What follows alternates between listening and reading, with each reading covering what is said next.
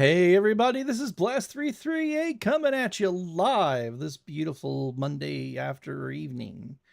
Um, we are going to be, of course, we're joined by our favorite DM, Mr. Faust. How you doing, Mr. Faust? There we go. I look forward to this every week, so I'm good. Very much so. I'm having a really hard time hearing you. How about now? Let me turn you up a little bit here. Is this better? Slightly. I'm turning your volume up in Discord a little bit there. Okay. All right, I think we're pretty good there. All right, so Perfect. tonight we are taking everything we've talked about for these last I don't even know how many months now. We've talked about races, we talked about classes, we've talked about stats, we've talked about spells, we've talked about abilities. Now it is time to bring everything together and create a character. It is going to be a lot of fun tonight. It really is. Um, so generally when you're making a character, you're going to have some type of an idea of what you want to play. Um, whether you're influenced by your favorite television show or a favorite movie, a song, um, even a piece of art. Um, The really cool thing about D&D is you can find inspiration literally in the world around you. exactly. Exactly. Like, I can't tell you how many times I've created characters based strictly off of songs that I've heard. Music is a big one for me too. Actually, it really helps me get in character as well. Um, I oh, what was when Hazbin Hotel first came out. Um, and what is that one song they oh, I love it. I can never remember the name of it. Um,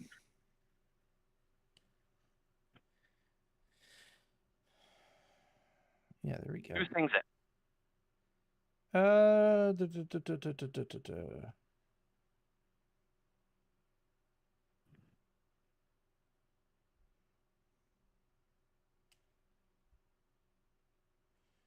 Interesting. I don't hold on. I know it's in one of my playlists. Oh man, I have the whole album downloaded now. Oh, so do I. I really do, but there we go. D&D. Um, insane. Oh, that's actually an offshoot song. It Yeah, wasn't in Has Been Hotel, but it might be one of my favorites. that Like for the song is what inspired my bard warlock. wow, okay. Just kind of, dancing around the battlefield, striking enemies down, you know, singing and dancing the whole time he's doing it. Right. So, Yeah, that's alrighty. a really good song.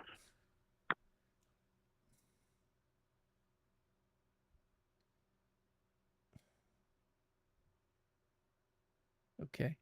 All right. Well, let's wait to name this character.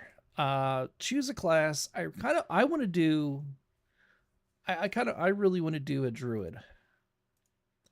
Okay. Um, it's one of my favorite classes. Hmm. Um, I'm going to do a Circle of the Moon druid. It's simple, it's easy, it's in the player's handbook. Um, so you're not going to need any additional supplements or anything of that nature. So No. right now it's labeled as level 1. Race, we're just going to keep it simple and go human. Yep. Don't really have a sub race. Um, and then we have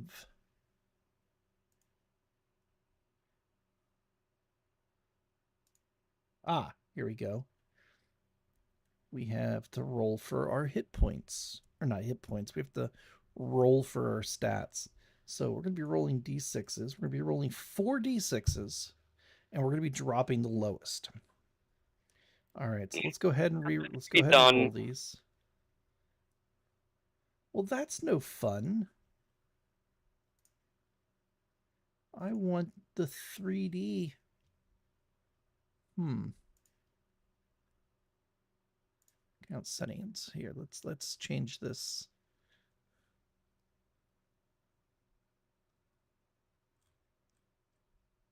Whoops.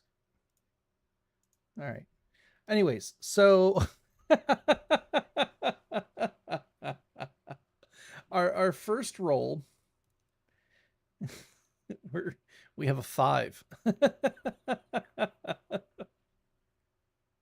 Wow, a 3. My first roll. You got a 5? Yeah, I got a 3 and 3 1s. I got a 4, 5, 5, and 6. I got a 16 for my first roll. Let me grab a sheet of paper here because these aren't our final numbers. We go by the +2 +1 rule. So even though, a human variant, oh, well, you only get +1 to 2 stats. We do play a little bit higher powered characters.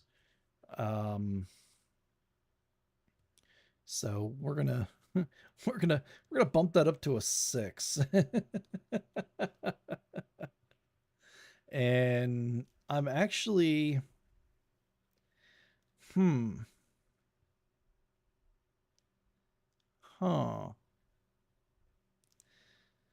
Now a 6. Okay, so that's a negative.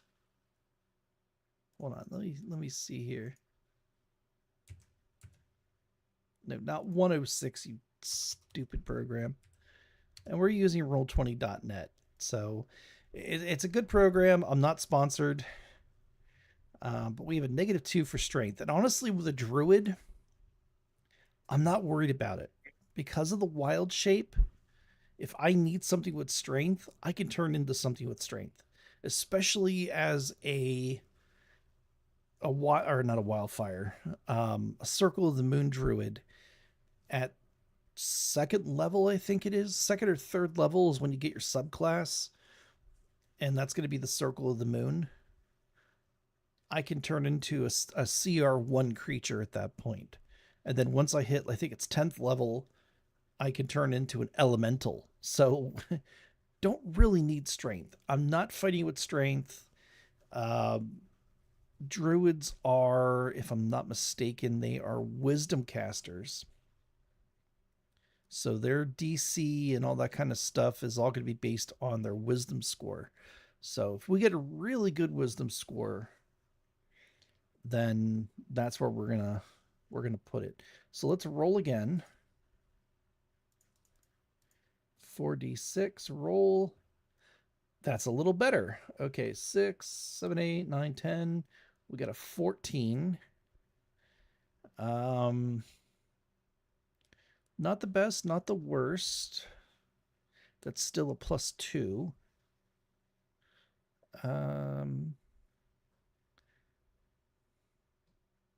I think for right now, I'm going to put that in my charisma. Because I want the character to be likable. I was kind of debating where to put that 6. Was it going to be in charisma and I was just going to play an asshole of a character? Or do I put it in strength? And I think strength is the better option there. So for roll 46. Oh, 12, 13, 14. That's a 16. That's pretty good. I'm going to put that in my constitution. And honestly, if we don't get a higher than a 16, I'm going to use my +2 on that, turn it into an 18, and put it into my wisdom.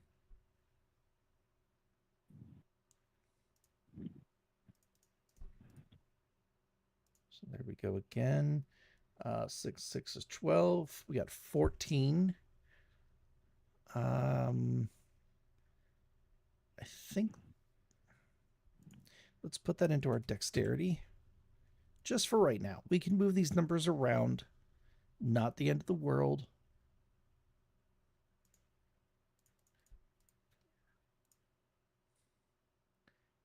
It's a 16. So, like I said, I think we're going to make that an 18 and put that into our wisdom. That gives us a +4. Now we just need to roll 4. Okay, so 6 and 6 is 12. That's a 14. And we're going to put that into our intelligence. So, all in all, not bad stats.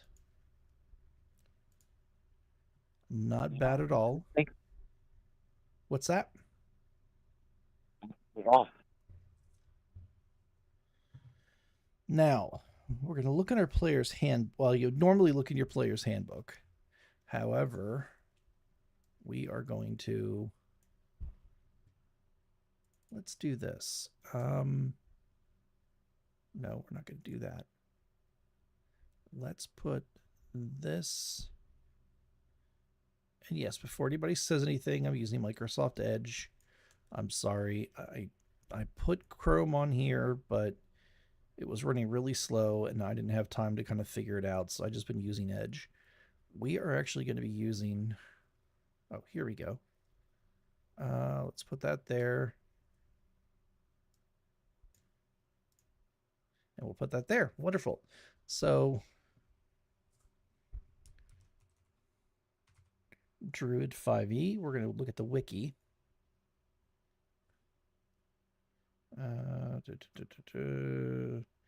Or actually, we can use Roll20. They have a wonderful resource on their website as well. I'm kind of surprised that most of the stuff isn't automatically generated. So hit points for a druid is a d8 plus your constitution modifier.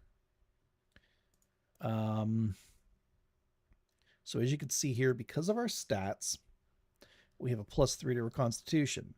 So we're going to, our first level automatically 8. So that's 8, 9, 10. We have 12 hit points.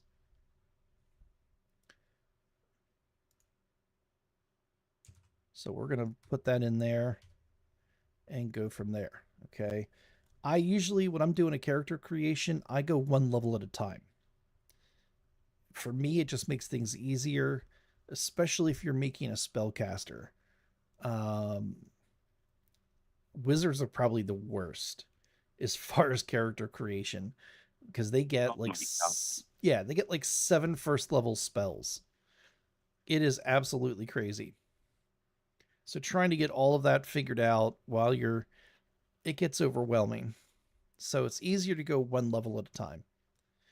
All right, so let's see here. We got that. Hit points. Yes, yes, yes. You can take a 5 or roll a d8 plus your... Now, we generally, because we're playing a little bit more powerful characters, and because healing in this game is an absolute joke, we generally just go full heals or full hit points. But we'll deal with that when we come to it.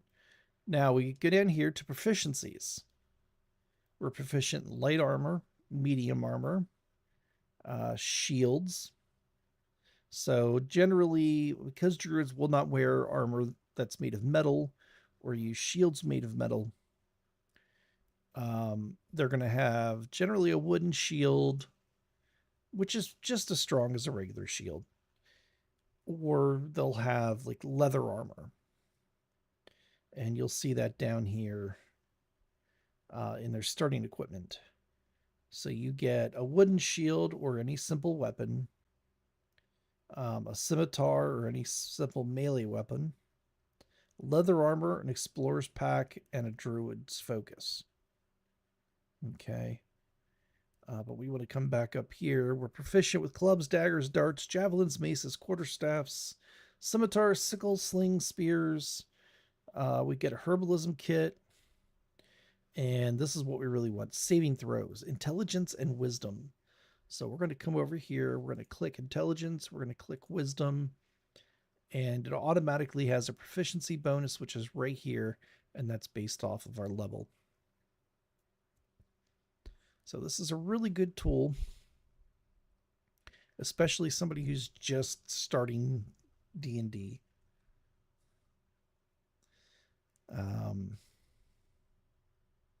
Kind of helps you figure everything out here.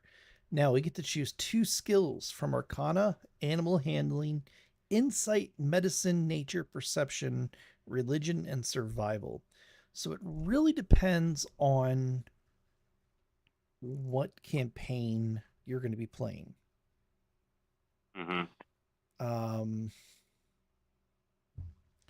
I always recommend Perception. If you have the ability to take it, take it. So we're going to click Perception. It might be the most important skill out there. Exactly. Survival is another really good, often overlooked skill. Very much so. You're able to track well, here we can just click on it and it'll tell us. Survival might ask you to make a wisdom survival check following tracks, hunt wild game, guide your group through frozen wastelands, identify signs that owlbears live nearby, predict the weather, avoid quicksand and other natural hazards. So very nice spell. Or not spell, but ability. Medicine's a nice one too. Wisdom check. Oh, yeah. Lets you stabilize dying companion or diagnose an illness.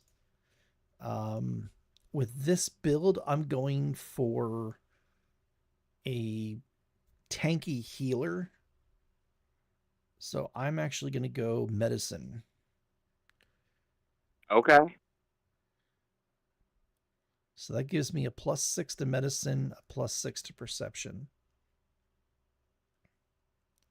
I'm going to go with leather armor. All right, so leather armor is going to give me an AC of 11 plus my dexterity modifier.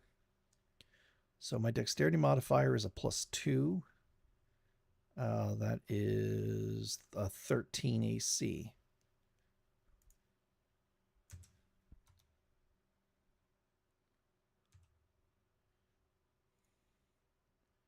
And we are going to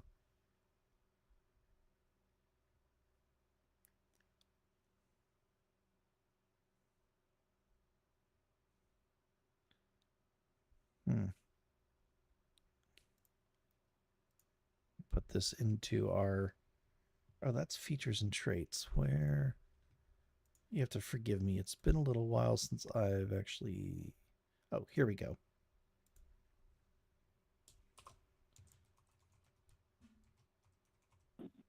Leather armor. There we go.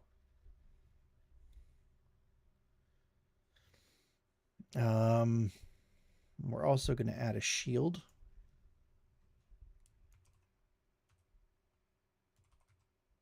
Which is going to give us another +2. So we're going to have a 15 for AC. Not bad for a level 1 character. No, not bad at all. Nope. And again, you know, druids, especially Circle of the Moon druids, if you are going to be in combat, you're going to be in wild shape. So you're not really having to rely too much on your own hit points. You're not having or your own armor. Exactly. You know, it's you're relying on other skills from the animals that you're turning into. Okay. Now, at first level, we get 2 cantrips and 2 first level spells. So let's click on spells here. Cantrips.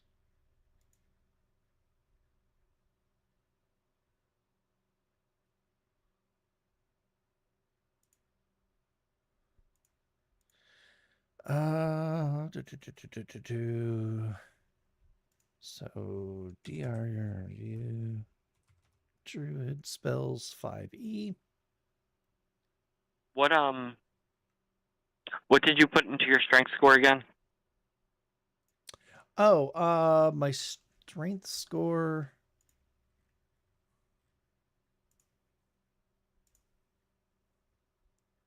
What did I put Actually, in? I might not need that. I put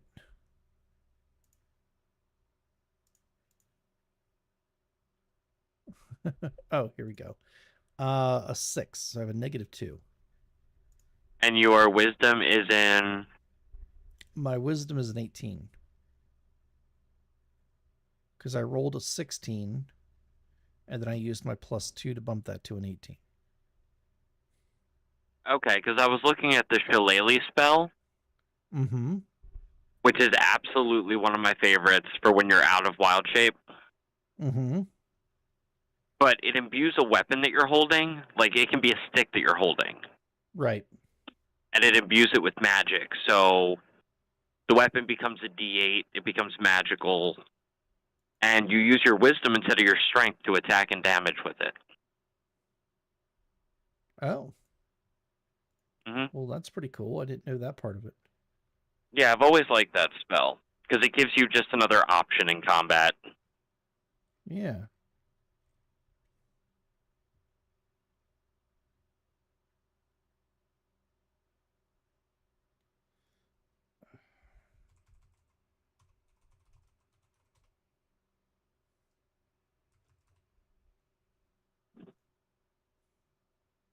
It's weird.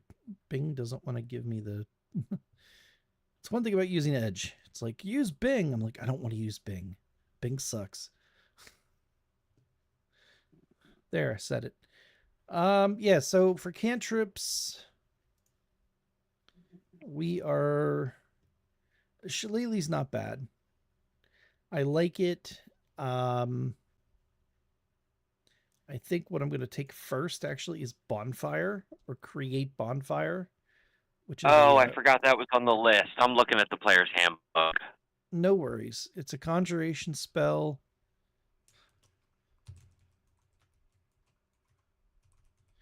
It's actually not bad. It's casting time is 1 action. Um,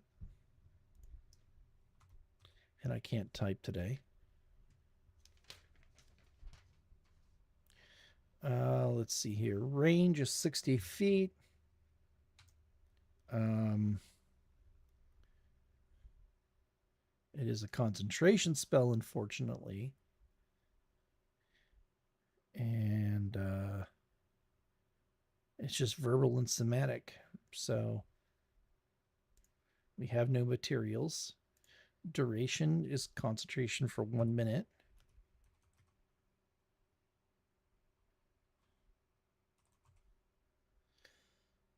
And there's wisdom.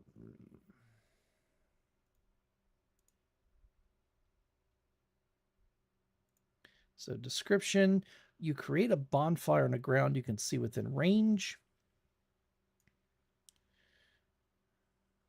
Until the spell ends, the bonfire is a 5-foot cube. Any creature in the bonfire space when you cast the spell must succeed on a dexterity saving throw or take 1d8 fire damage.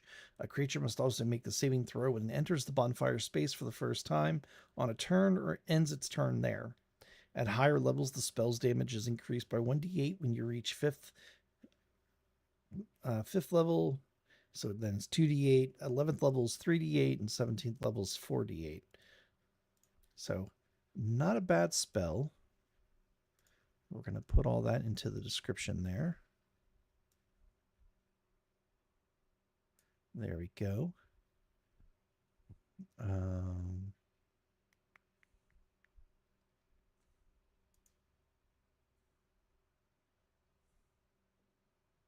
Type is fire.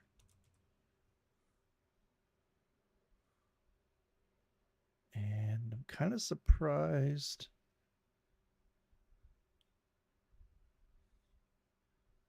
that there's not a Okay, so there's that.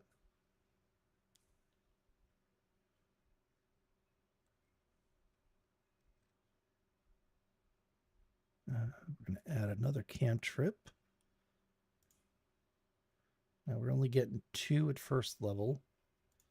And let's see here. Yeah, we don't get a 3rd until 4th. Mold Earth is also a really nice one. We've had a lot of fun with Mold Earth. We've talked about it many a times. Thorn Whip is not a bad one. Poison Spray is pretty good. Druid Craft is a great cantrip. Whispering to the Spirits of Nature, you create one of the following effects. Timely, it's kind of like Thaumaturgy, but for druids. But you can like make flowers bloom, and that type of stuff. So not a bad spell. But I think what I'm going to go with is, for right now, I'm going to go Mending. And that is a School of Transmutation.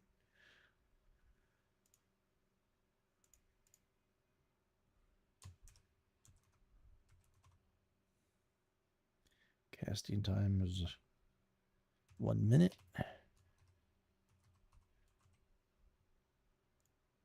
Range is touch.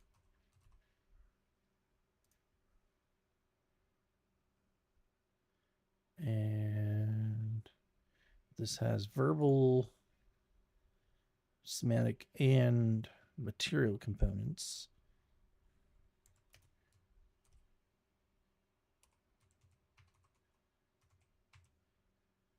It is not concentration, it's an instantaneous.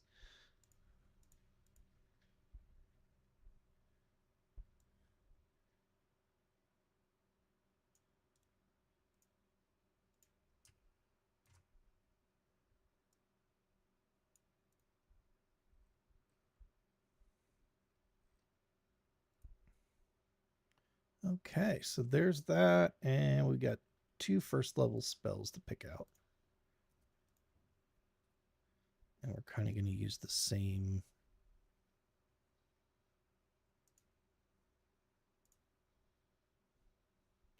thing going on here. Healing Word, since we're going for a healer. Yes, sir. Come on. There we go.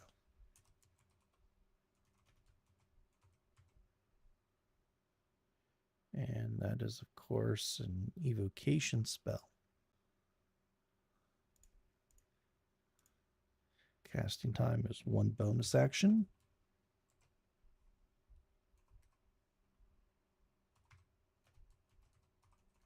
Which is awesome. Range is 60 feet.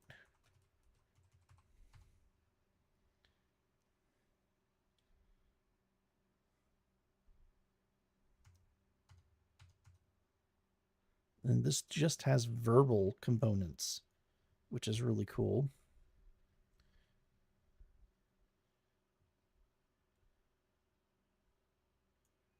And there you go. We're getting a D4 plus the spellcasting ability.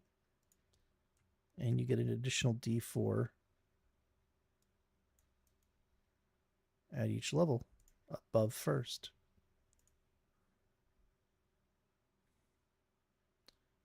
And for our second first level spell, we are going to go...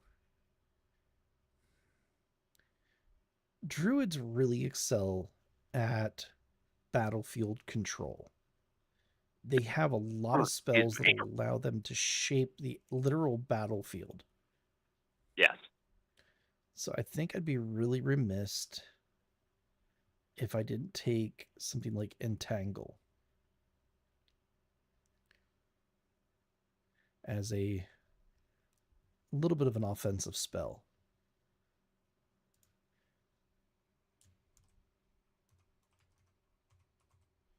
And this is a conjuration spell.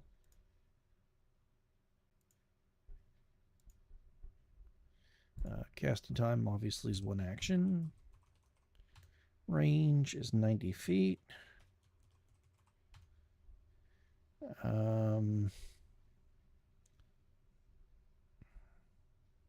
It's just verbal and semantic, which is nice. It is concentration for 1 minute.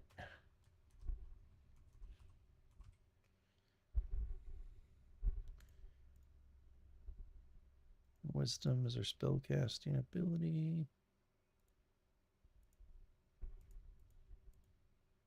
I've always wondered What's that? if you could cast Entangle and on your next turn cast Plant Growth. So cast Entangle and then cast Plant Growth. Yes. On the radius that you've just entangled.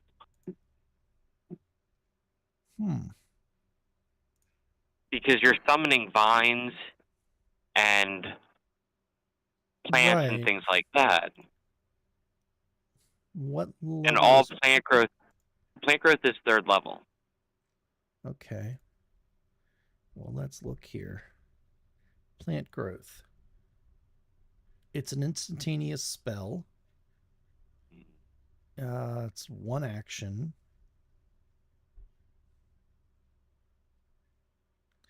It says all normal plants in a 100-foot radius centered on that point. Normal plants. There it is. Okay.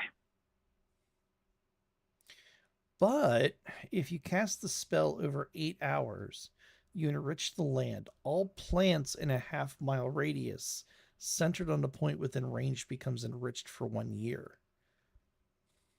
The plants yield twice the normal amount of food when harvested. I just really like that part.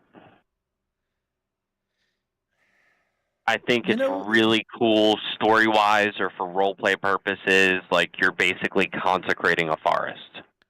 I wouldn't... Yeah. No, it's a great... You know what? I wouldn't be against it personally. I don't see any reason why you shouldn't allow it. If you're willing to give up the 3rd level... If you're willing to give up the 3rd level spell slot, and they're already entangled.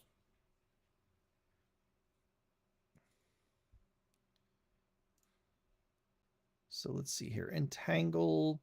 Grasping weeds and vines sprout from the ground in a 20-foot square, starting to point within range. They turn the area into difficult terrain. A creature must succeed on a strength saving throw or be restrained by the entangling plants until the spell ends. A creature restrained by the plants can use this action to make a strength check against your spell DC. On a success, it frees itself. The only question is, what would casting Plant Growth on this actually do? Like, what is the effect you're looking for? Well, here's what it would do if you stack them. You cast Entangle, it becomes difficult terrain. Difficult terrain is half your movement speed. Right. So you've dropped their speed from 30 to 15. Let's just say they have a 30. Mm-hmm. When you cast this spell, for every 1 foot you move, it costs 4 feet of movement. Right. So, in that 15-foot movement they have from their speed being halved, they could move 3 feet. Oh, so you want the 15 feet or the half speed stacked with the 4 feet. Right. So they got to move, 6? They got to move 6 feet for every 1 foot. Yeah.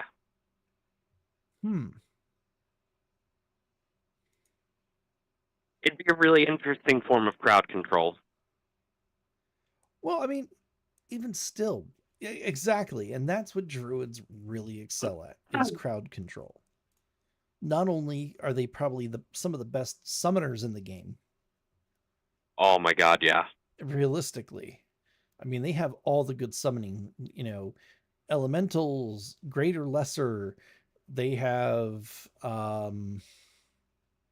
summon Fae they get now. Yeah, it's absolutely ridiculous. Um, they get all the walls, water force, fire, that type of stuff. Hmm. Um, yeah, hallucinatory terrain, stone shape, summon elemental, conjure minor elemental, woodland beings, dominate beasts, elemental bane. I mean, it's just giant insect is a wonderful spell at 4th level. Just keep a jar of spiders on you and like, yeah, there you go. Giant spiders anytime you want. Yeah, ride them into battle. Yeah, exactly. Because why Um, not? right. So, all right. So we got our 2 cantrips. We got our 2 first level spells. We're pretty much ready to go here. So we filled in our spellcasting ability as a druid. It is wisdom.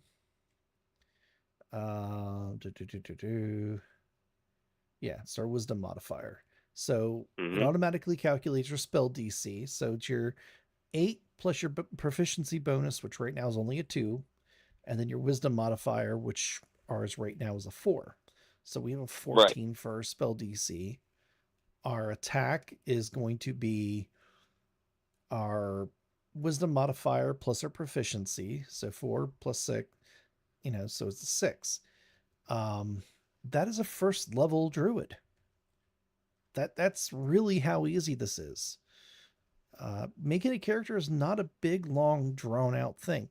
Now, I didn't do a background yet, which will give me 2 more skills, a little bit more equipment, and that type of stuff. However, there's a lot of really great backgrounds in D&D. There really is. But it's always a lot more fun to come up with your own type of background, work with your DM, and go from there. So I know a Right. lot of times. And I'm sorry, go ahead.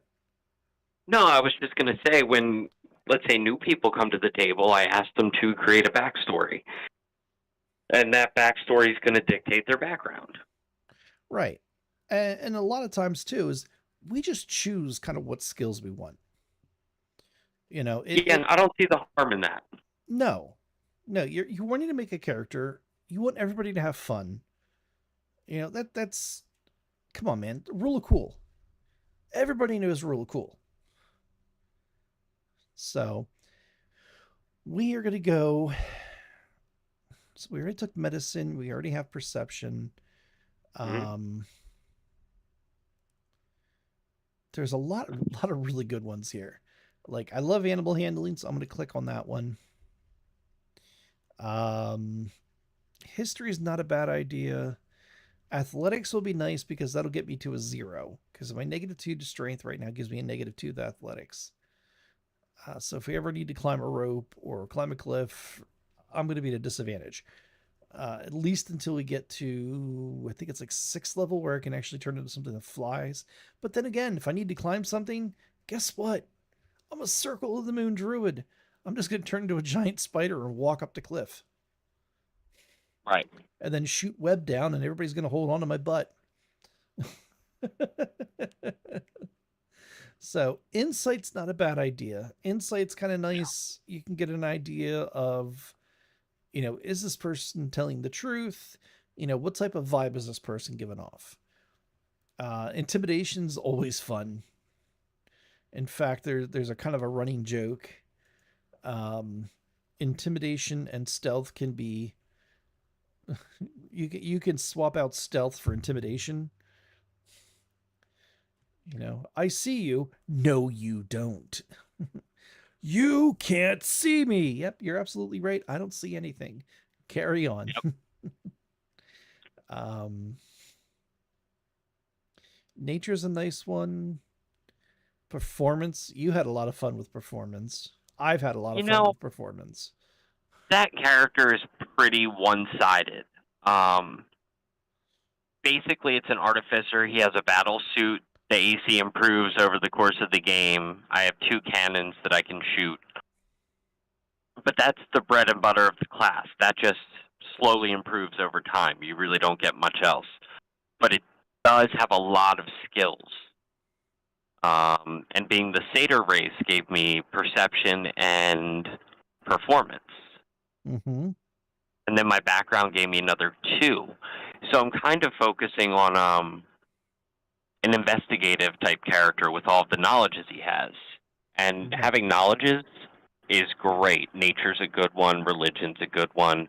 Arcana, I'd almost argue, is necessary in some campaigns. Very much true. Agree with that wholeheartedly. Sleight of hand is fun. Always have fun with sleight of hand. Oh, yeah, like stealing back the money the other night that you guys paid. Gotta learn not to keep that stuff on you, you know? Never know Mm-hmm. what kind of shady characters are lurking around. So, Yeah, and we've got 2 rogues with gloves of thieving. Yep. All right. Well, you talked me into it. I'm going Arcana for my 4th. So as you can see, that's an intelligence based. So it gives me a +4 because I have a +2 for my intelligence. Now that's going to go up as my proficiency bonus increases, and that happens at what, level 6, 12. It's basically what, like every 6 levels or something like that. I think it goes up until you're at a 6. Yeah, I can look right now. Yeah, well, 5th level, then 9th level, then 13th level, then 17th level. So sooner than we thought. Right. Okay. Nice thing with druids is they do get ritual casting. Mm-hmm. So if you have the spell prepared, you can cast it as a ritual. If it has the ritual tag. So that's nice. If you cast something as a ritual, well, let's just click on it. It'll tell us right here. So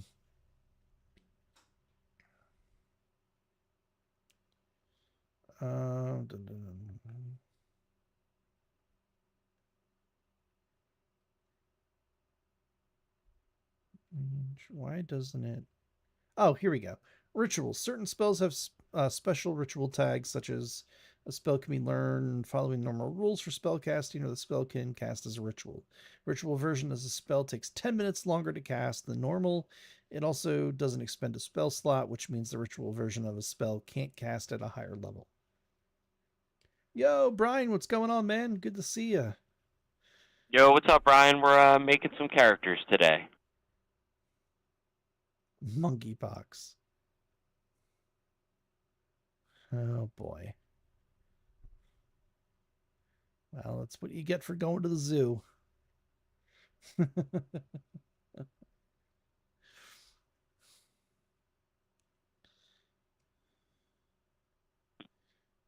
But alrighty. Well, I have a first level druid.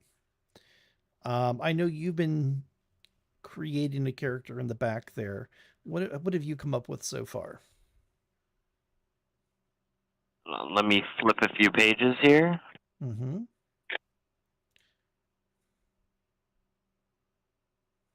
I went with the Warlock. Okay. Very nice class. Yes. I was kind of inspired by our current campaign just because of the Great Old One patron. Mm-hmm. So I thought it'd be cool. Yep. So I did roll my stats. Okay. And allocated them. All right. Well, I decided to make this character a human. Okay. Do you want to plug it into the... Yeah, I was about to say, let me open up a new... We're going to use the...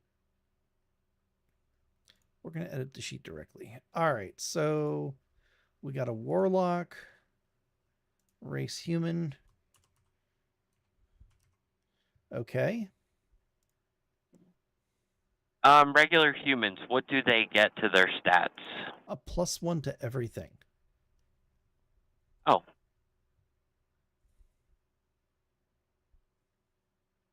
So yeah, they get a okay. Well, that's +1 to each pretty one. awesome. It's not bad, not bad, but I'd rather take the feat. Yeah, I would too. That's why oh, I forgot to pick out a feat, but that's okay. There's lots of feats. We've been over them. So, let me know when you're ready. I'm ready whenever you are. So, these are my stats if you want to jot those down. Sure. My strength is a 5. Oh, wow. Okay. My dex is a 17. Nice. My constitution's an 18. Okay. Always important. My intelligence is a 12. Not bad. Wisdom is a 6. All right. And charisma is a 19. Because you are a charisma caster. Yes. One of the first times, well, no, I've probably done this 6 or 7 times, but I rolled the 18. Oh, nice. All right. So, with being a warlock, you automatically get wisdom and charisma as your saving throws. Right? And what did you pick for your skills? I didn't actually get that far. Oh, okay. No problems. I was kind of paying attention to what you were doing. Mm-hmm. But if I had to choose 2 skills, because it's not that difficult, they don't have an intimidating skill list, I'd go with Arcana and Investigation. Oh, okay. All right. Both very good. And for your other two.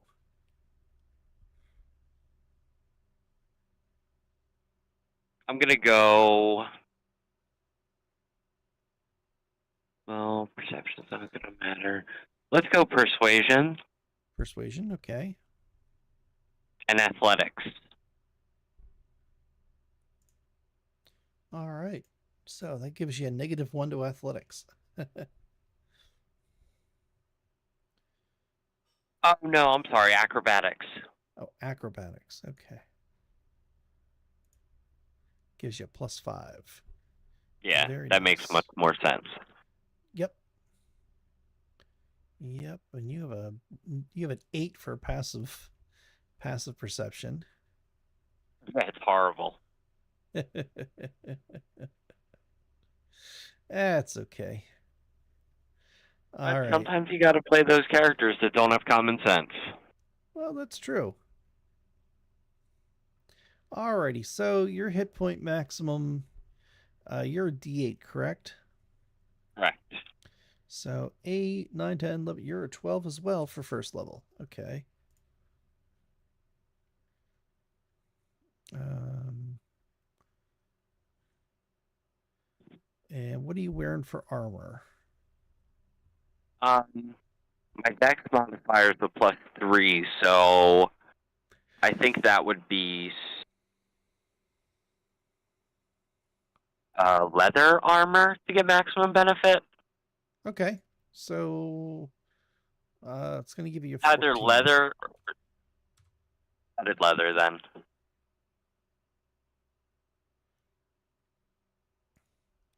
And a human, so your speed is 30. Mm-hmm. All right. And spells, you're obviously going to be taking the only Eldritch Blast, correct? Correct.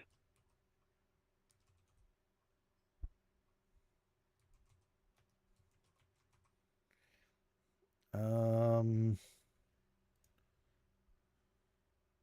is I'm that an looking at the list. evocation? Is that an evocation spell? I believe it is. So one action. Oh, can't type. Range is out of the box is what, 90 feet or 120? I believe it's 120. Okay. Do. And it's 1d10 force.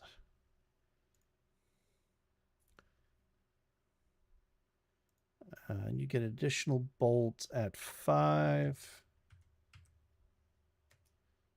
3 at 11, and 4 at, is it 17? 17. Look at that. All from memory. Not bad, though.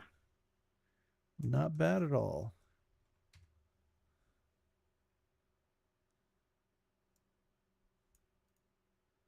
All right, so there's that one.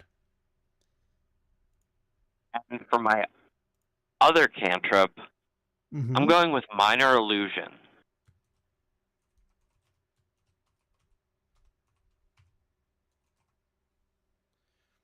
Okay. And obviously that's an illusion spell. Casting time 1 action, correct? Yeah.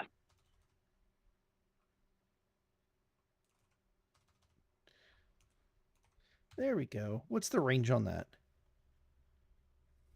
Ooh, good question.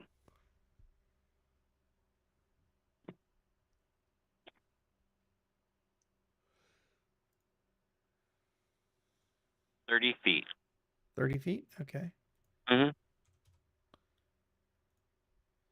And is that a concentration spell or no? No. No. Okay. Duration is how long? 1 minute. I'm just going to put min there. And spellcasting ability is obviously charisma.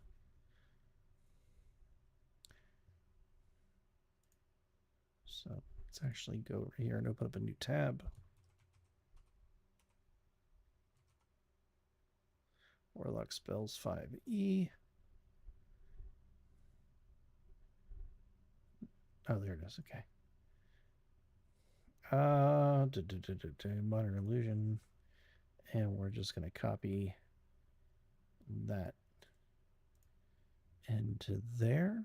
Control V.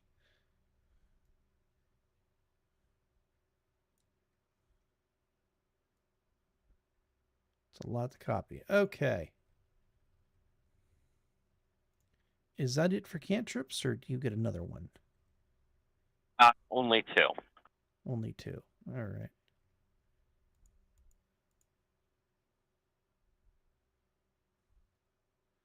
And what do you got for first level spells? Absolutely taking Hex. Very good. Very good spell. Go ahead and read the people what that does. Okay. Getting to it. No worries. Casting times one bonus action. Okay. Okay, here we go. Hex. It's a first level enchantment spell. Mm-hmm. The casting time is 1 bonus action. And it's a concentration spell up to 1 hour. You place a curse on the creature that you can see within range. Until the spell ends, you deal an extra 1d6 necrotic damage to the target whenever you hit it with an attack. Also, choose one ability when you cast the spell. The target has disadvantage on ability checks made with the chosen ability. If the target drops to 0 hit points before the spell ends, you can use a bonus action on a subsequent turn of yours to curse a new creature. A remove curse cast on the target ends the spell early. Not bad. No, not bad at all. Especially at first level, that extra 1d6 necrotic damage is a huge deal. Mm-hmm. Alrighty. And what are you taking for your second?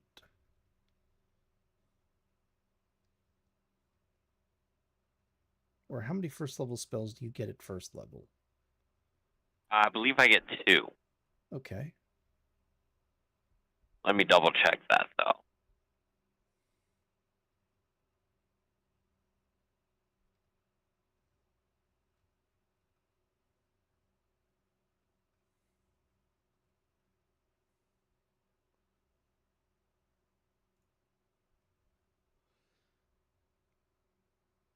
Yeah, 2 spells known. Okay. Now, one of the main differences between a warlock, well, there's a couple major differences between a warlock spellcasting and a druid spellcasting, especially when you're picking spells. A druid is not locked in to their spell list. They can change their spells after a long rest. It does take a little bit of time to study and prepare and all that kind of stuff. And it's a matter, I think it's a few minutes per spell level or something of that nature. Mm-hmm. But they can change their spells after a long rest. A warlock, the only time they can change their spells is after they've leveled up. So if you're going from level 1 to level 2, and let's say he wanted to get rid of Hex and go with Cause Fear or Earthbind or Enthrall or something, a second level spell, as long as he Mm-hmm. is long as he's capable of casting second level spells, he can do that. They're limited to how many spells they can actually know at one time. While the druid kind of knows all of their spells and you're picking what you're going to prepare for that day, a warlock is like a sorcerer. They know their spells, they don't need to prepare them. As long as they keep their master happy, they have access to those spells. Yep. So when you're picking warlock spells, you do want to give a lot of thought to something that you're going to use on the regular. Something that's going to be handy for the campaign that you're playing. And it's always nice to be surprised. Mm-hmm. Right. But it's not like, not like a druid where, oh, guys, I thought we were going to have a water campaign. So I cast, I got water breathing. I got walk on water. I took water wall, but here we're in, the first level of hell. I really should have taken, this, that, or the other thing. A druid, no problem. Give me a couple of hours. I'll have my spells sorted out. We're good to go. A warlock, well, you're going to have to deal with what you have until you level up and you can swap out some of these spells. So just a little bit of a heads up on that. Mm-hmm. So, all right. Now that we've had that little bit of a tangent there, Yeah, it's all good. What are you picking as your second first level spell? I'm going with protection from good and evil. Okay. All right. Not a bad spell. Not a bad spell at all.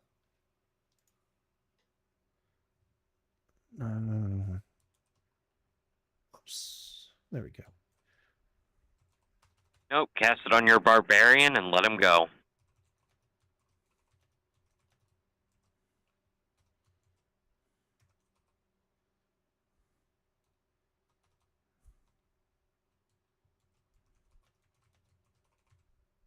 Okay. And that is an aberration. Casting time is one action. Range is touch.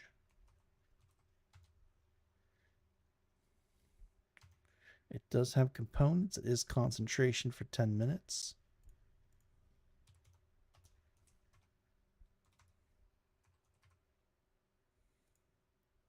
Spellcast ability is charisma. And okay.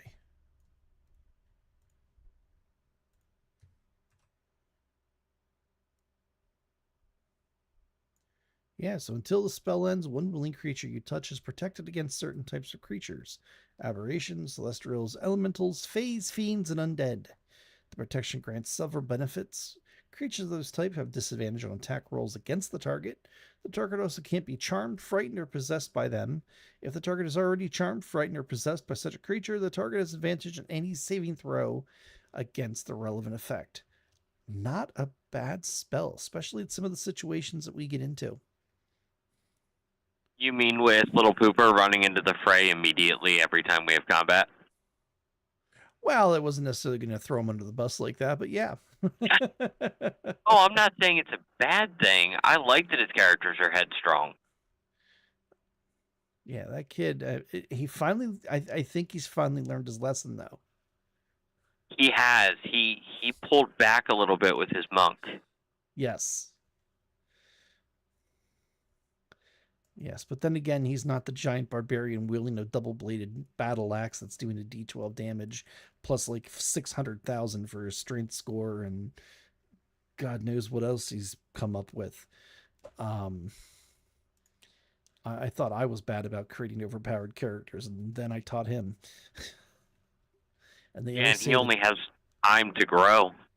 Yeah, exactly. And they always say the child is smarter than the parent, so. They do. Alrighty. Well, so we got our core stuff done. We have our spell save of DC 14 with spell attack bonus of 6. We got our core stuff. Yeah, I mean, you can fill that stuff out really if you want. Obviously, you're beginning your personality traits, ideals, bonds, and flaws. Either coming up with them yourself or using them from background. That type of stuff. I like this because it has the short rest and long rest buttons here. And, it'll kind of reset your character sheet back to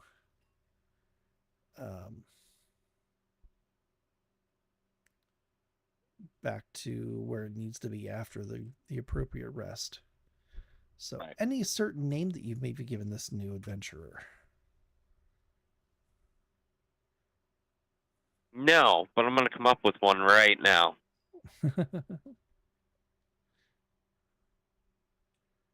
Well, tell you what, go ahead and think about it. Right now, I'm just going to put it in for Mr. Faust.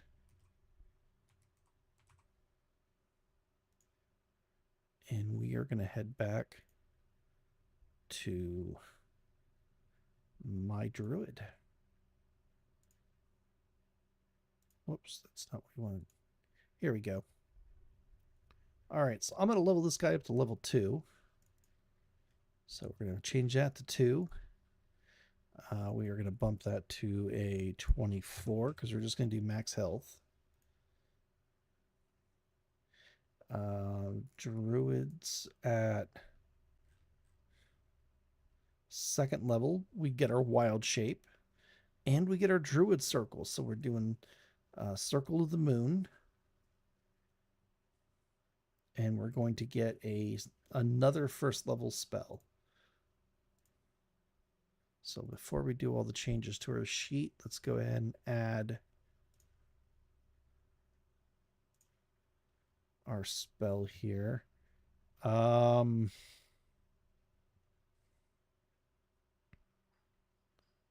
think I'm going to take Jump. No, I'm kidding. Jump is probably one of the most useless spells you can take in 5e. You're not kidding. I don't know anybody who actually uses the jump mechanic in 5e. I'm going to go Goodberry. This is a fun spell.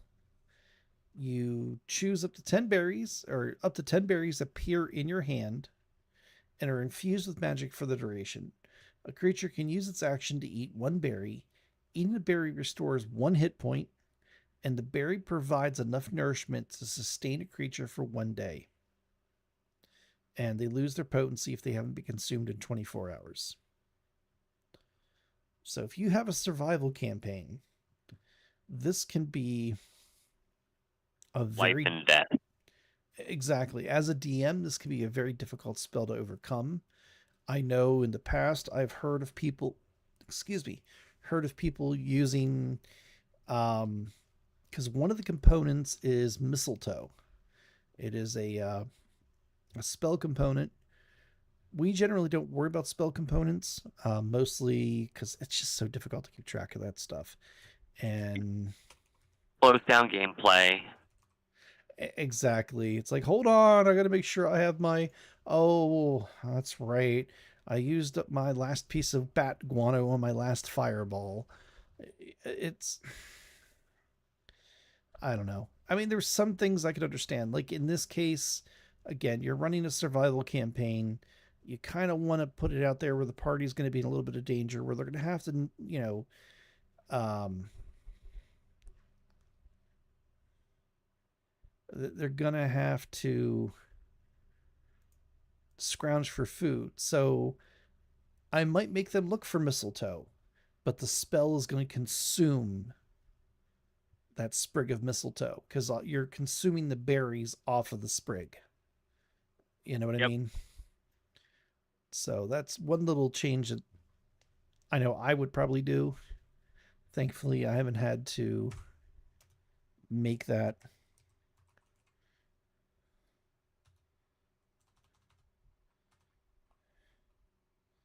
Um, make that change. We didn't get into the actual survival part of our last campaign. That was an outstanding gauntlet. There were numerous times where I legitimately thought we were going to die. You guys did absolutely fantastic. I am still shocked that you fought 2 displacer beasts, 2 jester ghouls, and a lich, a drag, a blue dragon lich, and you Mm-hmm. survived. Not only did you kill both the displacer beast and the ghouls, but you got the lich down to under 100 hit points. In which time he was like, you know what? I'm out of here. Like, yeah, I know I can come back, but like, that's a huge hassle. So Right. I'm going to take off. I'm going to burrow out of here so you can't hit me anymore. I know I've got 2 big zombie clots coming up from the main town, and they're going to take care of what's left of you. And I think we only really had like 1 person down. Like I didn't even maybe think it was for 2, that long. but you guys got him right back up again. Like, really was impressive.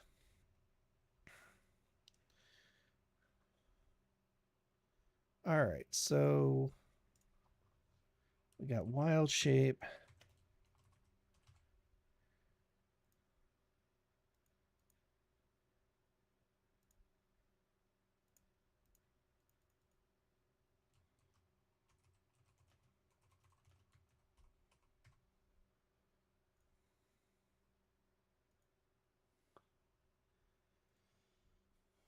Let's see here.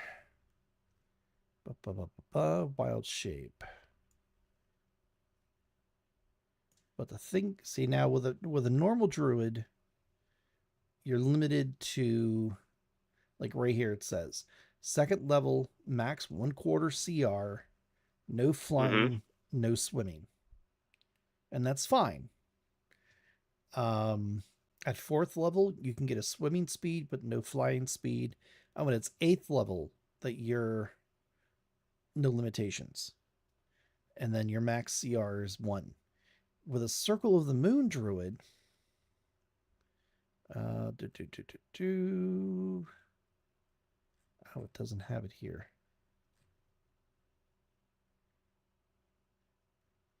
It just has Circle of the Land. Okay, no problem.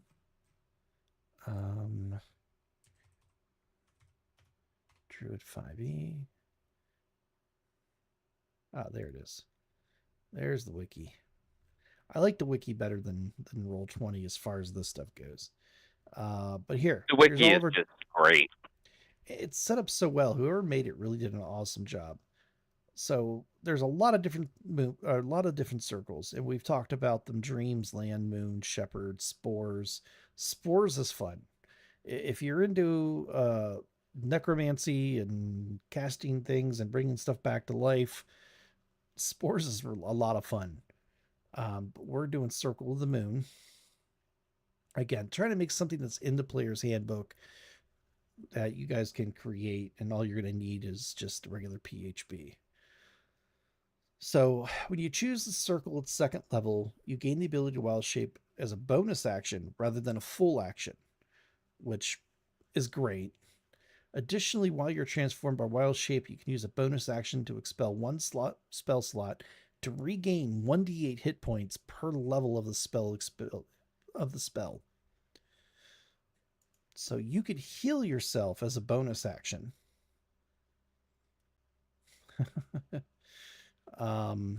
You transform into a brown bear.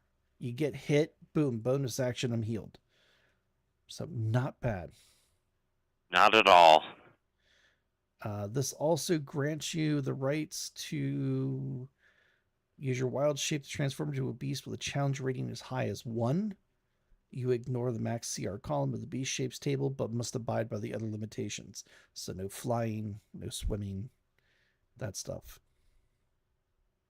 Now this is really cool. Starting at 6th level, you can transform into a beast with a challenge rating as high as your druid level divided by 3, rounded down.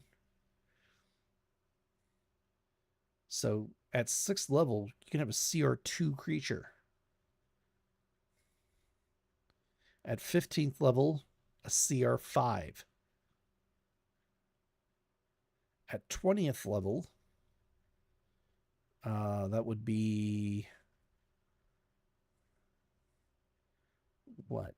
So let's see here. That'd be a CR9, CR8. Mm-hmm. At 6th level, your attacks become magical. So you're overcoming resistance to non-magical attacks and damage. At 10th level, you can use both of your wild shape slots. You only get 2. You can only wild shape twice per short rest. You can use both of those to turn into an elemental.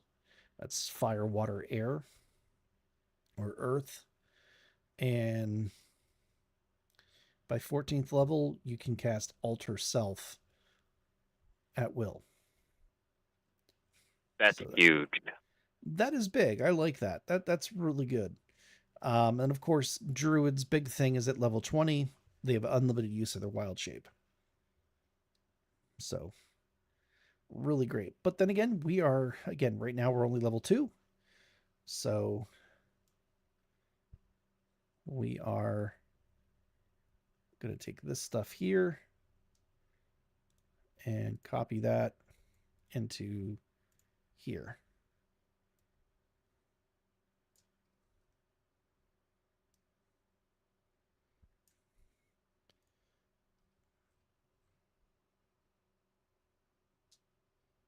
And did we ever? Oh, well, yeah, we didn't pick out that spell, but that's okay. And that's pretty much it. That's a 2nd level druid. I mean, that's how easy it is to level it up. You're picking out a couple of spells. If you have an ability, you put that in and you're off to the races. So this isn't really a hard game to pick up and, create a character. Everything walks you through it in the first couple of pages of the PHB. Mm-hmm. So let's go ahead and switch back over to Mr. Faust's character. Give me like 30 seconds. I'll be right back. Yep.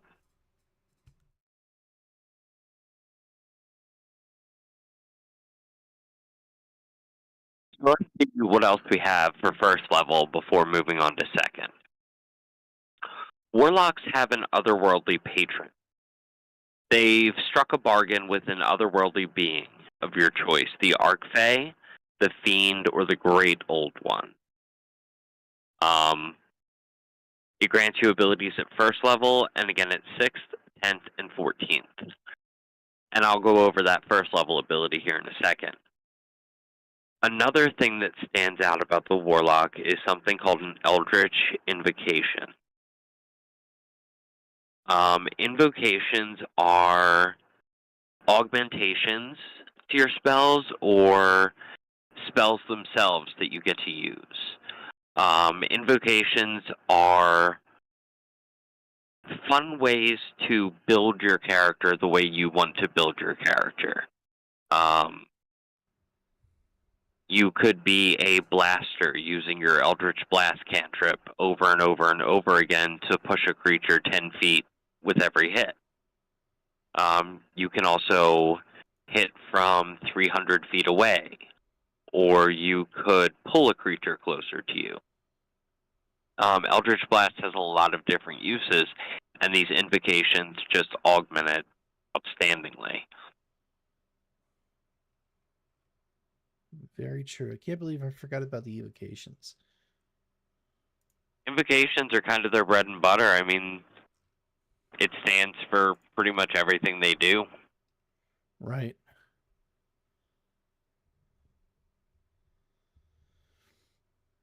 Okay. So let's check the Great Old One and see what we get here at first level.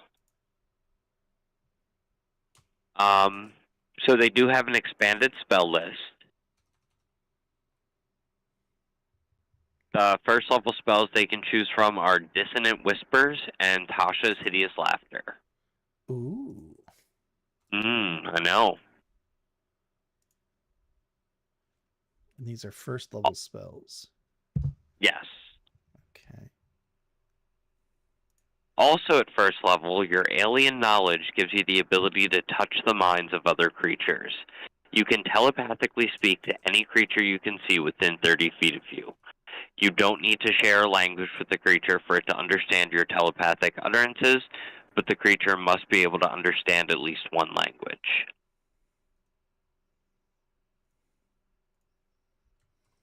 Okay, that's pretty cool.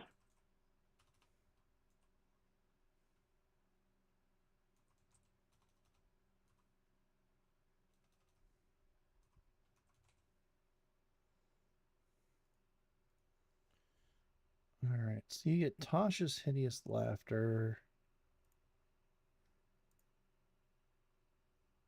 Oh, which is fun because that's not even on the Warlock spell list. It's not on their spell list, nope. Interesting.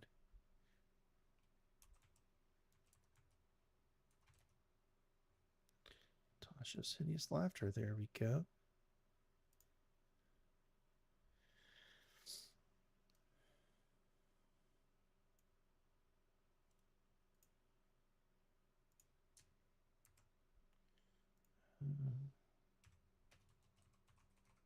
One action, 30-foot range.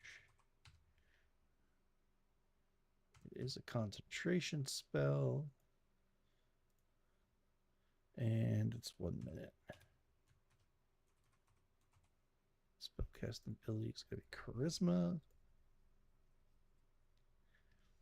And there we go. Oh, it's only Bard and Wizard that gets that. Interesting. All right, and you said the other spell you get is Dissonant Whispers. Right.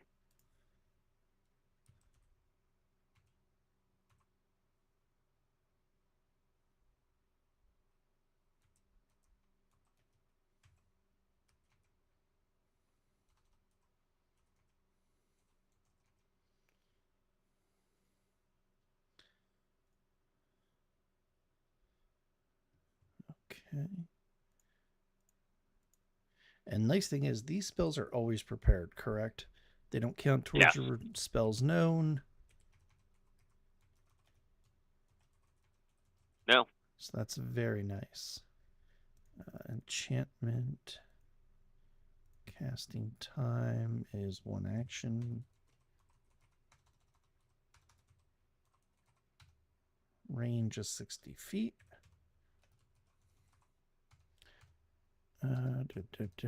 This is not a concentration spell. It is instantaneous. And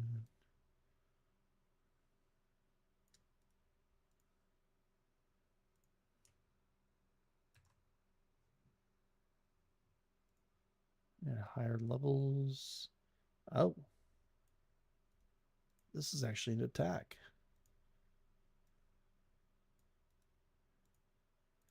Whispered, yep, melody that only one creature your choice within range can hear, racking it with terrible pain. Yep, target must make a wisdom saving throw or takes 3d6 psychic damage. Wow. Not bad for first level. And must move away from you. Holy smokes.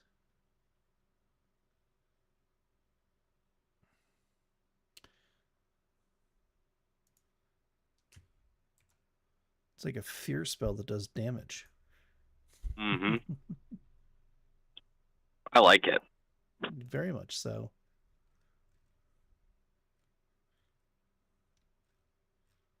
All right. Anything else with the great old one there? Not until 6th level, so we're good. Okay. Or, no, did you hear when I talked about Awakened Mind? No.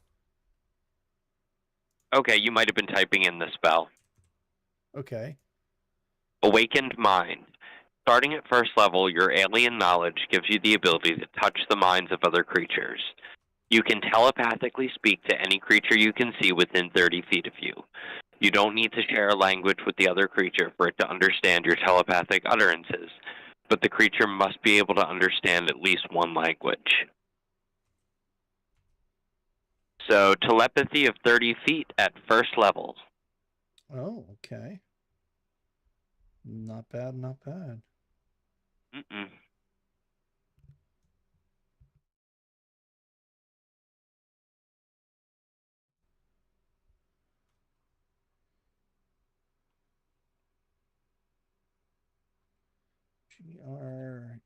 GREAT.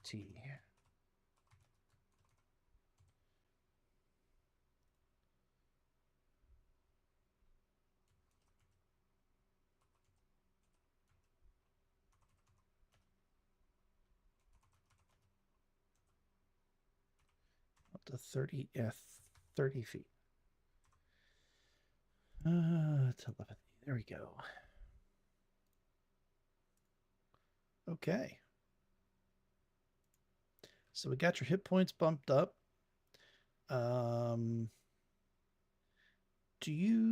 Is it 3rd level where you get your... The Pact feature? Yeah. That is 3rd level. Oh, okay. Well, let's go ahead and do that a while. Yeah, let's do that, because the only thing Warlocks get at 2nd level, other than another spell known, is Invocations, and then 3rd level is their Pact. Okay, well, what invocations do you have?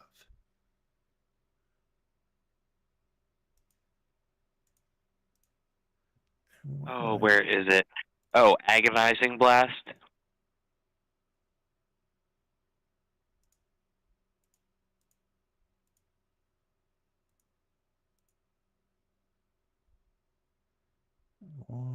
So what is going on? Okay. I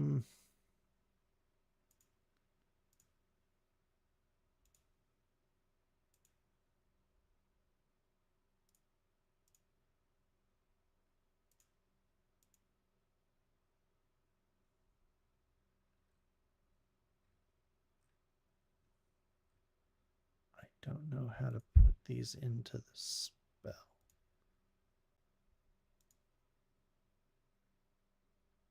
What are you trying to do? Oh, I'm seeing if there's a place here to actually put the indications, but I guess not.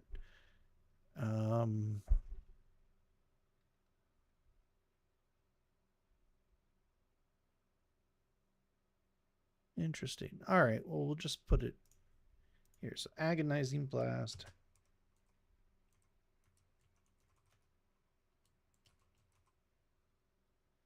All right, there we go.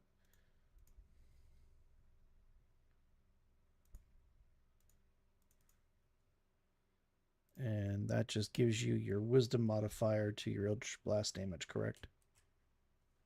Correct.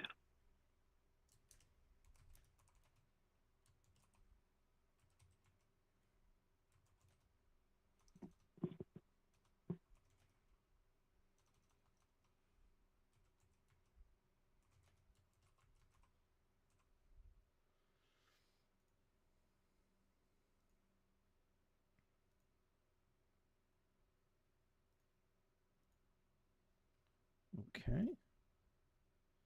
And you get another one, correct? I do. All right. What is that one you're taking? Of Ancient Secrets. I'm sorry. What is that? Book of Ancient Secrets.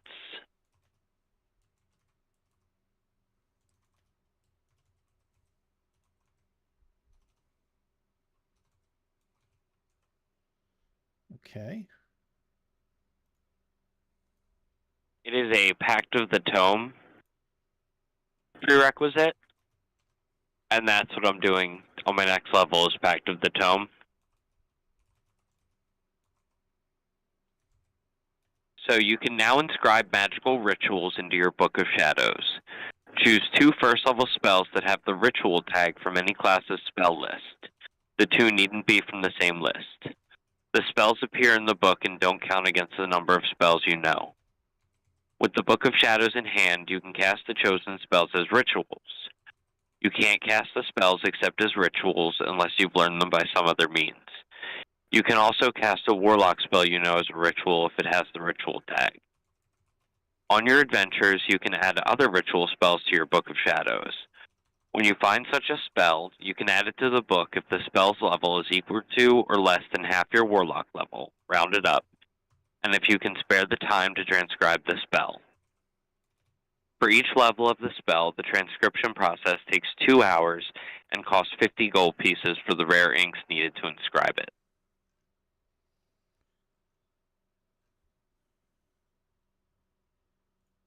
Okay. So you gain 2 first-level ritual spells from any class. And It's if you first level find spells. scrolls... What's that? It's first level spells. All right. Yeah, first-level spells. All right. I thought you said second level spells there for a second. Like, oh, wow. No. Okay. No, that would be incredibly overpowered. Right. But they can add other ritual spells to their spell book Right. if they like find you said, them. you're not limited to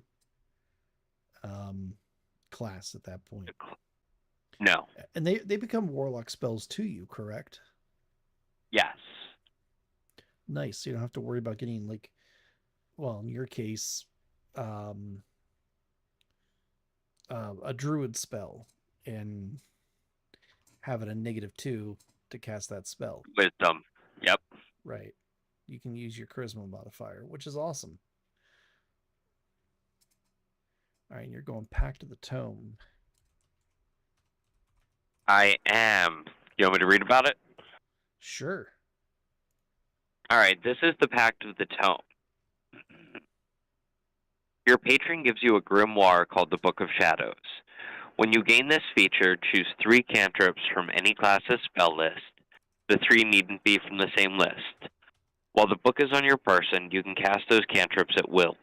They don't count against your number of cantrips, no. If they don't appear on the Warlock spell list, they are nonetheless Warlock spells for you. If you lose your Book of Shadows, you can perform a 1-hour ceremony to receive a replacement from your patron. The ceremony can be performed during a short or long rest, and it destroys the previous book. The book turns to ash when you die.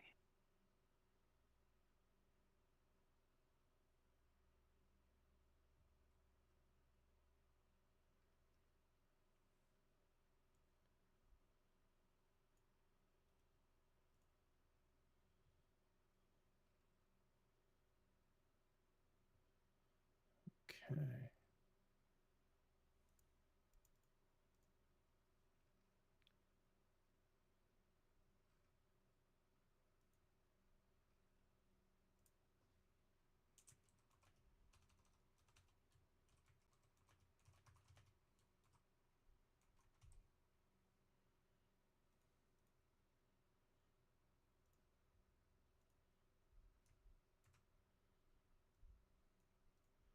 All right, so that's added in there. Okay. We've got add another 12 hit points here, so it'll be 36. Mm-hmm. And 3 more cantrips. And 3 more cantrips. Okay. From any class of spell list. I like this. I'm gonna go with Prestidigitation. Always a nice choice. I think so.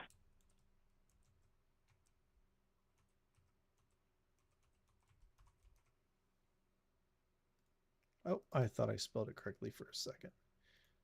All right, and that's obviously illusion, if I remember correctly. Hmm. Oh, it's transmutation. Interesting. That does make sense though, because you're creating sensory effects.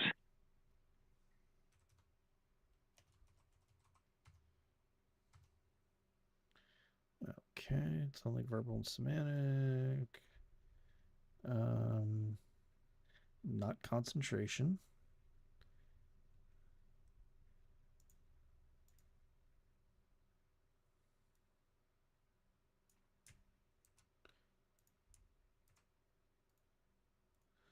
Okay, so prestidigitation.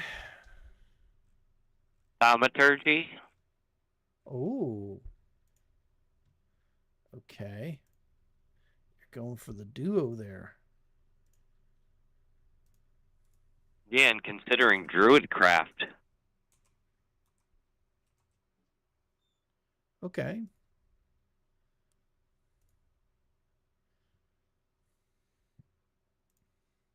Oh no, I found a better one.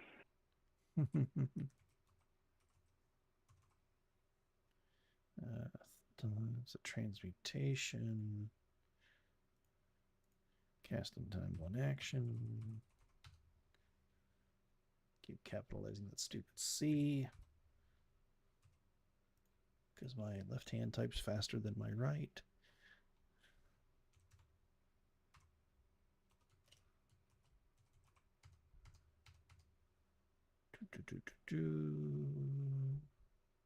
Duration, 1 minute.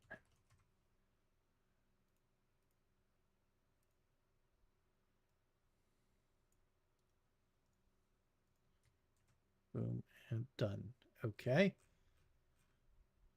And what else you got? Well, seeing as how we're playing humans right now, I'm gonna have to go with light.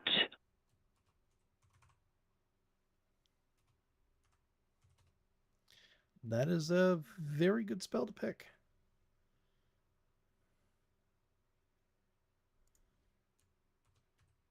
Especially since humans don't have dark vision. Nope.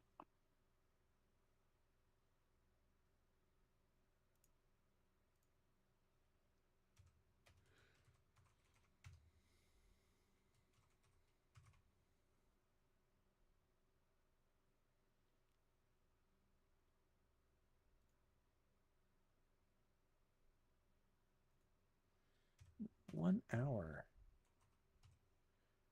Okay.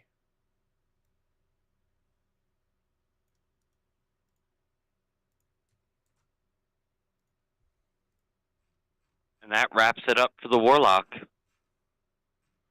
All right. Very good.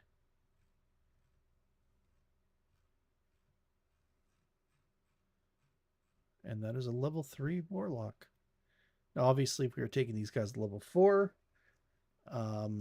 we would get an ability score increase or a feat. Mm-hmm. We've also played in the past where you get both. You get the ability score increase and a feat. Because Yes. why not? What does it really hurt? So, Actually, yeah, this would be a really good campaign to do that in. mm-hmm. Should we do it? I don't mind it. Oh, neither. All right, we'll do it. All right, so we got Circle of the Moon Druid. We don't get anything more for that until 6th level. Okay.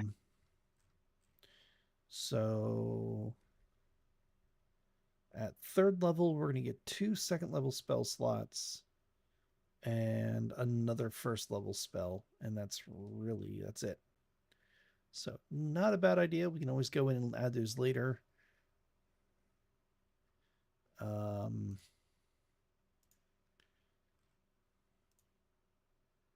but for my first level spell, I need something that's going to be offensive. I've taken a lot of defensive spells here. Entangle, Healing Word. I'm going to take Fairy Fighter for my second level. Second levels for when I went into second level. Fairy Fighter is a very good spell. It's an evocation. It's concentration up to 1 minute, and it's a 20-foot cube. Everything in it is outlined in blue, green, or violet, your choice.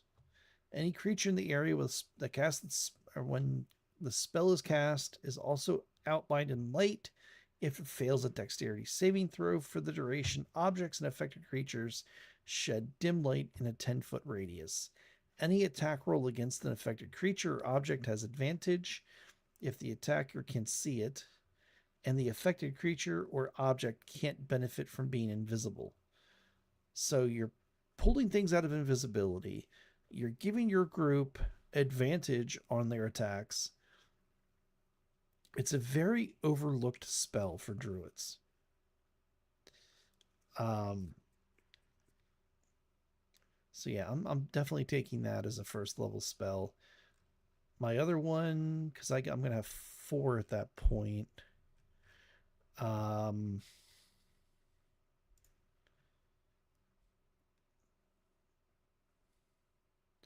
Probably Ice Knife. I know I've talked about this one before. You create a shard of ice, make a ranged spell attack. If the target's hit, it takes 1d10 piercing damage, and then it explodes. Then the shard explodes. Hit or miss, the shard explodes. The target and each creature within 5 feet of the point where the ice exploded must make a dexterity saving throw or take an additional 2d6 cold damage. And damn. Yeah, so you're talking 1d10 plus 2d6 cold damage. Yeah. At first level. Not a bad spell. No. And they could take that 2d6 cold damage whether you hit them or miss them. Yep. Now, it's a dex save, so it's kind of a save or suck. But, for a first level spell, this is not bad. And then the cold damage actually increases by 1d6 for every slot above the first. Right. So not a bad little spell. That can definitely make somebody think twice about messing with you. Now, second level spells, there's so many to pick from here. You got Spike Growth, Wither and Bloom has been a fantastic spell that's just recently added to the game.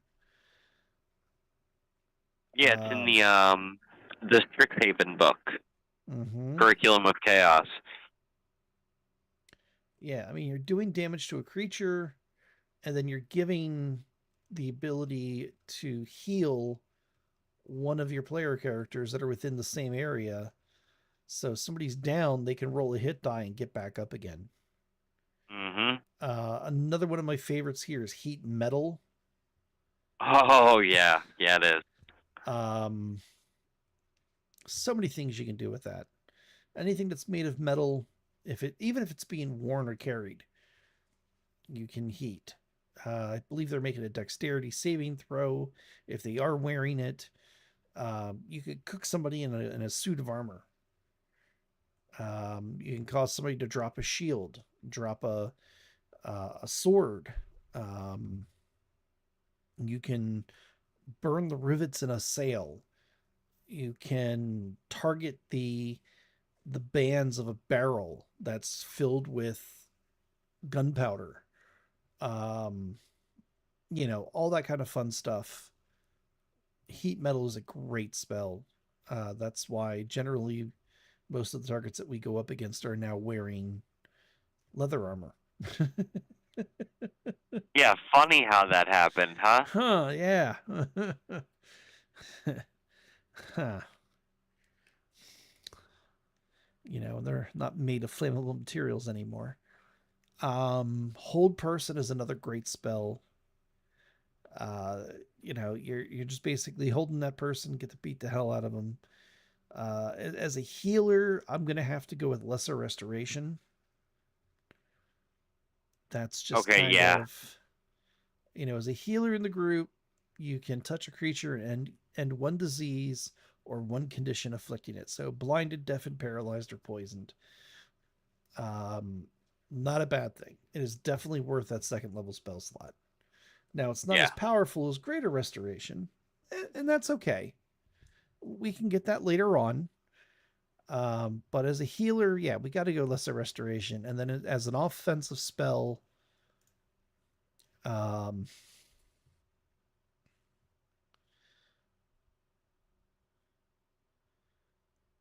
I don't know to go with Hold Person or Wither and Bloom. I tell you what, how about we do this? I'm going to leave it up to chat. Now, we haven't really had many people in chat tonight, which is fine. I get it. Everyone's busy. We do get a lot of people that watch these after the fact. And, Mm-hmm. thank you guys so much. We love it when you guys comment. We've had some great comments. Let me know in the comments what you would pick. So look up Druid Spells 5e, second level, and give me two good spells and reasons why you're picking them. All right. And don't be I like that. afraid. And don't be afraid to create your own character on Roll20. Go ahead and make a third level character. It's a lot of fun. Play any race, any class you want. Um, we're not limiting, we're not doing limiting the amount of books you can use. We do ask that you keep it semi simple. So kind of keep it within like two, possibly three books. Uh, but let me know what you come up with. And next week or maybe the week after, we can have a little bit of show and tell. I think that would be a lot of fun. What do you think? I think that would be awesome. So this is a nice step in the direction of running a Monday night campaign online for viewers. So, That would be pretty cool. I'd be down for that. all right. Now, at third level, does the Warlock get any second level spells? They do. Ah, okay. Well, let's go ahead and head back over to you because we have about 12 minutes left. Oh, all right. So yeah, when we left off, they have your one more first level spell and one second level spell. Oh, okay. All right. Well, as far as your last first level spell, that what are you looking at? First level spells. I mean, I've always been a big fan. There's two there that I really like, or three actually that I really like. Cause Fear, I think, is a great spell. Oh, Um, especially for a warlock. yes, it allows you to get out of situations where you're dealing with the town guard or you're dealing with villagers and you don't want to harm these people. You're not an evil character. You're not really wanting to hurt them, but then again, you can't just allow these people to roll up with their torches and torches and fork knives, pitchforks. Mm-hmm. I was on a 4-day vacation and got back to work today, so like I'm brain fried. Um, I I actually hate. think I have. Go ahead. No, go ahead. What were you gonna say? I think I figured out the first level spell I'm going to take. Okay. I'm gonna take Healing Elixir. Oh, okay. Unearth Arcana. Alrighty. Are you familiar with this spell at all? I have it pulled up right now.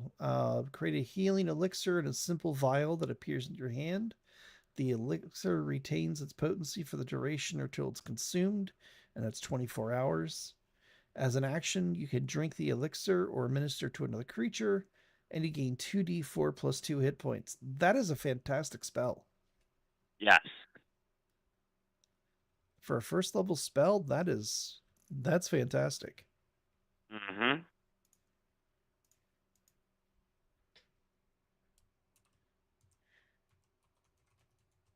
Yeah, I really like it. All right, that's a conjuration.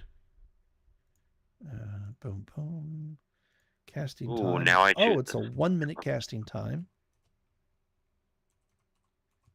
So that's going to Yeah, take. it's a spell you cast in preparation. Right, yeah.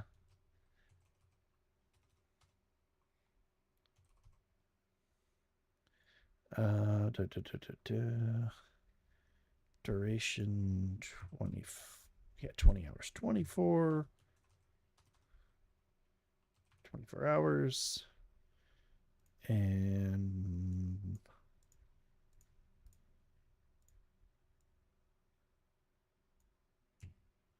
Control C and Control V. Done. All right. That's a new one. I haven't heard of that one before. I like that.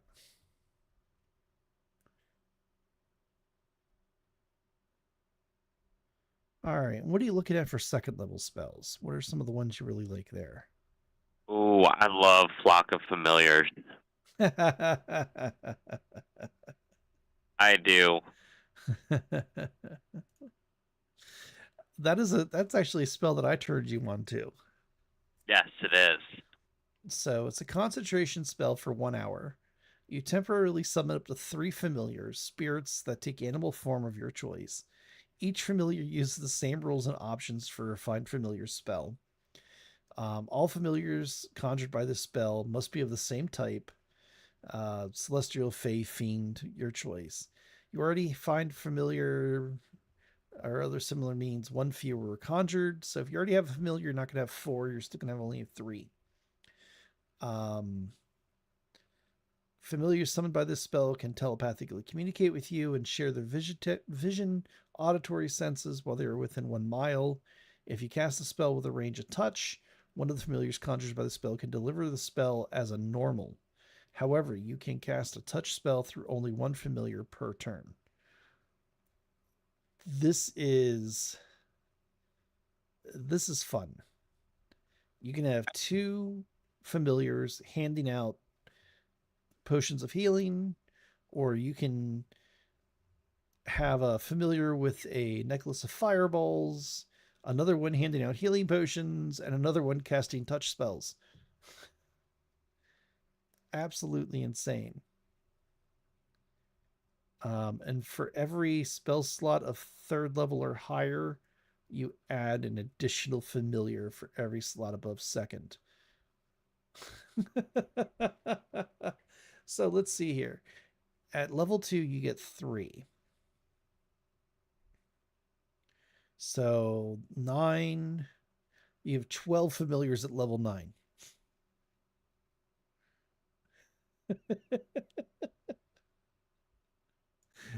Fantastic. Imagine doing that to a villain like Strahd.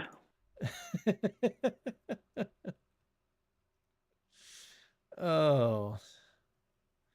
All right, that's a good one. What's another one there that you're looking at? What do you like? I mean, there's There's really no no bad spell here. exactly. This is the hardest decisions as far as any character type of creation that does spells is picking the spells themselves.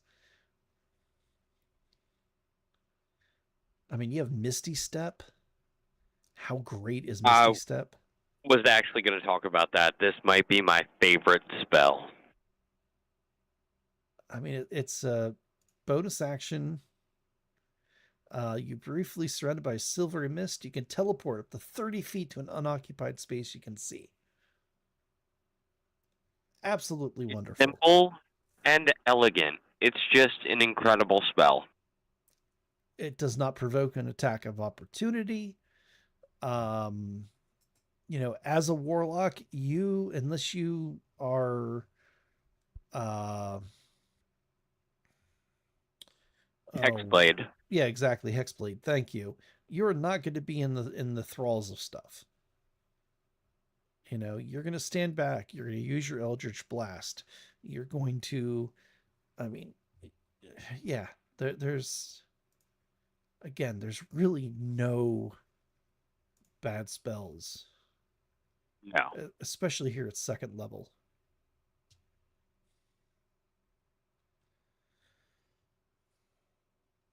So, alrighty, folks. Well, it is 8:25. We had time. I think this went quick. This went really quick tonight. This did go very quick. I had a lot of fun. I always love. I always have a blast doing this. I always love character creation, and I think this is a good example of how we normally go through and create character. Oops, I forgot to change that to a 3.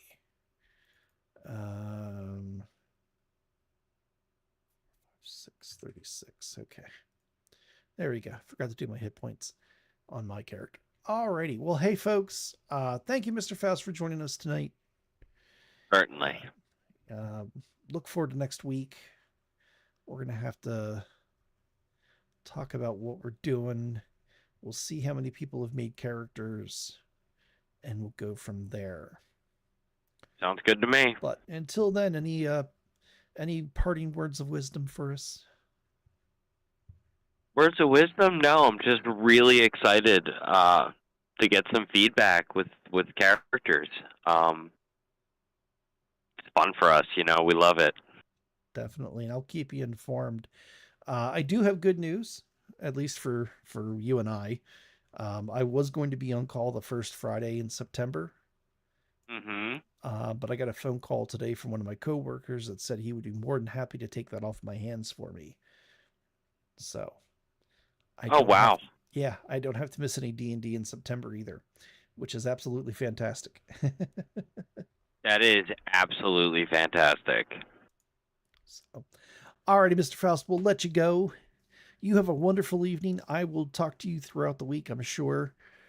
And yes, sir. And that was that, man. That was Talking D&D with Mr. Faust. Character creation. Let us know down below what you think. Let me know what spells I should take for my druid. Second level spells. We're getting 2 of them. Look forward to seeing what you guys have to say. And as always, we're gonna wrap it up here.